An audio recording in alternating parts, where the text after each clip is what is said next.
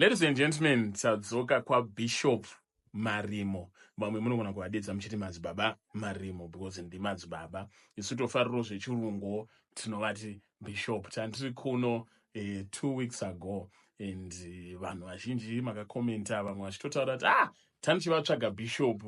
Bishop ndanzozama muchitsvagwa kai?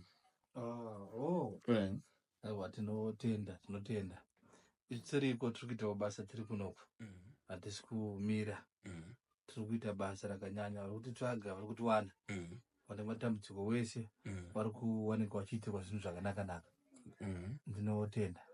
Alright, Bishop Marimo, tisati tataura about kubatsira nekushandira kwenyu nemunamato yamunenge muchipa vanhu.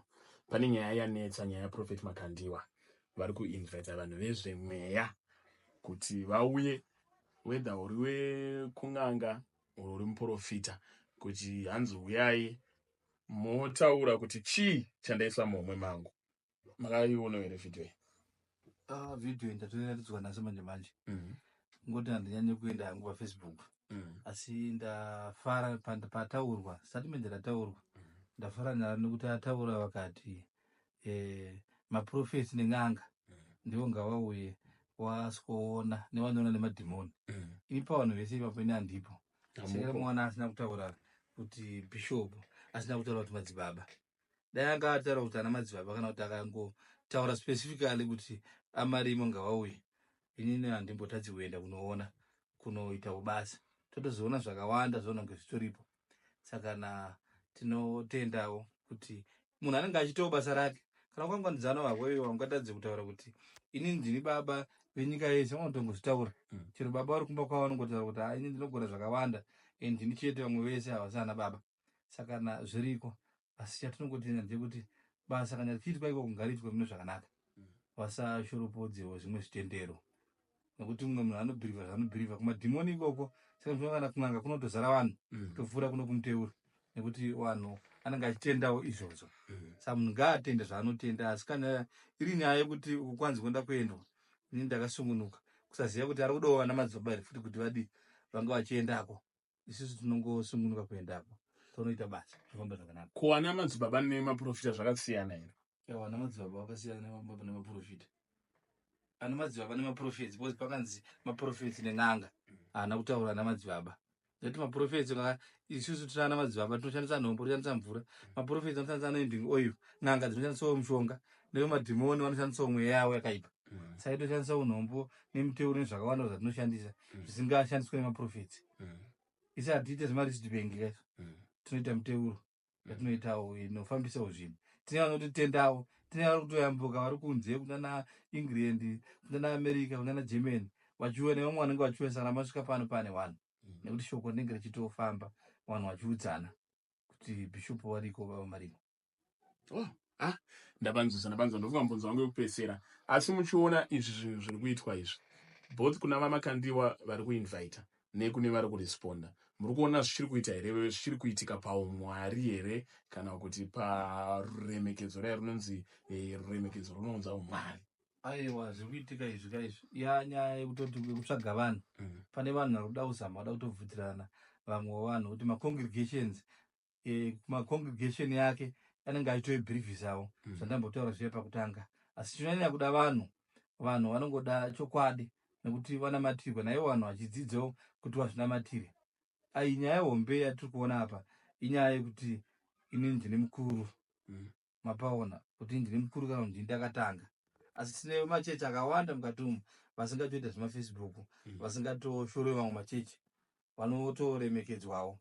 Saka nyaya yandiri kuona apa nyaya hombe ndeyekuti pane nyaya yekurwisanwa. Imwe nguva pane nyaya yekutorana kwemadhona. Dhona anga ari ukuku akazoenda kwakati saka akudiscouragwa kunzi kwawakaendawo hakuna simba. Saka nauya kwandiri ndine simba kwandandagara ndichikurera kunoko. Zvinhu zvandiri kuona ndo pane nyaya chete. Asi hondo dzakadai kwedu kuna madzibaba hakuna. Tinongoremekedza wese nekuti Mwari anotaura navaprofita vakawanda. Sekera makaona kuna Dhaniero Mwari aitaura navaprofita vake vanopfuura 10,000 vaitozikanwa kuti vari kuita basa munguva imwe chete. Saka nguva yatava tane dambudziko rekuprofita anoshorwa vamwe. ndofunga muri ungozvinzwa Bishop Marimo vakazara neuchenjeri, vanenge vachitaurawo zvinyoronyoro, asi uchenjeri unenge uchibuda ipapa ndiwa Solomon chaiwo. Bishop Marimo, vanhu muri kushandira here, mukubatsira here, muri kuvapa here munamato pano? Vanhu vari kuvaitwa munamato chero nevamwe vari kufona vari kure, vanhu vari kuva muteuro, idzo nyaya dzedzimba, nevanorwara, nevari kutsvagawo mabasa vari kubatsirwa, nevanopenga vanenge vachivhingidzwa njere vaya. Pamwe vanotosiyiwa vachinzi aiwa amadrugs, murangwa yapana akapiwa muteuro, anotoona kutoti haadi kupiwa muteuro unopfuura kukwarantaini wakachengetwa wachinzi madrugs abude. Vanovhiringidzwa njere munotanga kurapa from makore mangani? Munhu anovhiringidzwa njere ndinongorapa munhu ezvidongo achingorwara, atingorwara choite ndotongorapa. Watanga musi iwoyo kana makore aiwa tinotongokurapa uzoita zvakanaka zvotobuda. Dambudziko ramuri kuona hombe rikunyanyouya vanhu kuzobatsirwa panapa nderipi? Dambudziko randiri kuona uya vanhu vachibatsirwa nevanofona nyaya dzemudzimba. Vanhu vari kunyanya kubhaizana, kurasisana. Saka ndo patiri kuzoti tikaita muteuro yatinoitawo panapa, munhu akauya zita rake tikaisa patsvimbo apa vari 2 tikataurira apa tatibatanidza zvinhu zvatofamba. Ndine muteuro imwe ndinozoitawo zvangu. Asi kana ndo matambudziko mazhinji andiri kuona kunyanya kuinga vanhu nekutsvagawo mabasa.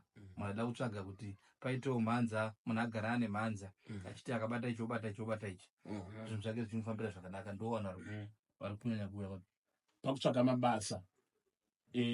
Vana vope muZimbabwe vopa vachagara muZimbabwe, vamwe vakaenda kunana Australia, South Africa, UK. Kunyanya vakaenda kunana UK, mabasa anofambirana nemapepa. Vazhinji vada kubvawo mumabasa ekunzi tinenge tichingogeza tembere tidii, vada kubvawo voenda mumabasa vakaendera kuchikoro. Munobatsira pamapepa? Tinobatsira pamapepa kuti mapepa afambe zvakanaka. Nokuti kana waone mweya wakaipa ukasubmita mapepers ako kumaofisi, mapepers ako anotorwa nguva kuonekwa, nekuti muridzi wawo zita rake rinenge rakasvibiswa nemweya tsvina. Asi kange zvakachena 2 weeks hazvina kupera paunosubmita papers ako wotofonерwa kunzi mapepa ako aita.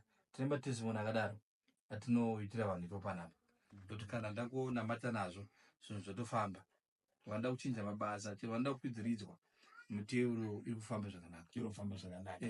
Aiwa, mashoko tisatata mashoko. Obviously kune vamwe vachakubatai vachikuti muite zvimwe zvinoonekwa kunge zvinotyisa. Ndezvipi zvamunoti panapa izvo hatiite tikati tatongosefa vanhu vanouya panapa? Aiwa, inini panapa handigone kuita zvenyuchi. Panapa patiro zvenyuchi zvazara izvo kaizvo. Idzo dzadze vakatumwa kuita izvozvo. Kove makonye. Zvemakonye futi handizvikwanisi. Zvemakonye hazviko. Ini ndinongoitawo muteuro yandataura iyo neyekuchengetedza kurwiswa kwako nezvaunoda kuti zvinhu zvako zvikufambire zvakanaka, nekurwiswa kuroyo kwawakaitwa zvinhu zvako zvofamba. Aiwa, ndapafarira. Mashoko enyu ekupedzisira? Mashoko ekupedzisira atinawo ndeyekuti vaprofita munyika umu variko, hatirambe. Asi musaedzane, musadzikisirane. Tiri kuona pakataurwa nyaya yababa Makandiwa imwe nguva vaingotaurawo sedzidziso vachidzidzisa vana vavo. Kuna vaprofita vakawanda vari kupopota vabva vatoti ndinyanangwa ndindadii, vamwe vari kurwizana baba Makandiwa. Ini handisiripo pakuti aMakandiwa munhu waMwari wechokwadi kana kuti havasi wechokwadi. Asi tingoti taito yekunzi munhu waMwari ngaichengetedzwe, musarwe. Vana vanodzidzei? Ngatiitei zveumwari, Mwari wokubatsira zvinhu zvofamba zvakanaka. Ladies and gentlemen, ndivo Bishop Marimo, madzibaba Marimo. Hanzi isana madzibaba hatina kukokwa.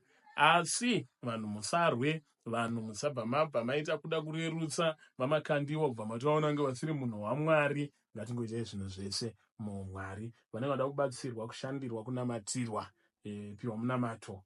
Manhamba dzaBishop Marimo ndo ari kubuda paskirini apa. Munovabata, movafonera kana kuvaisira message paWhatsApp, vanotaura nemi. Muda kupa adresi? Adresi ndiyoyo.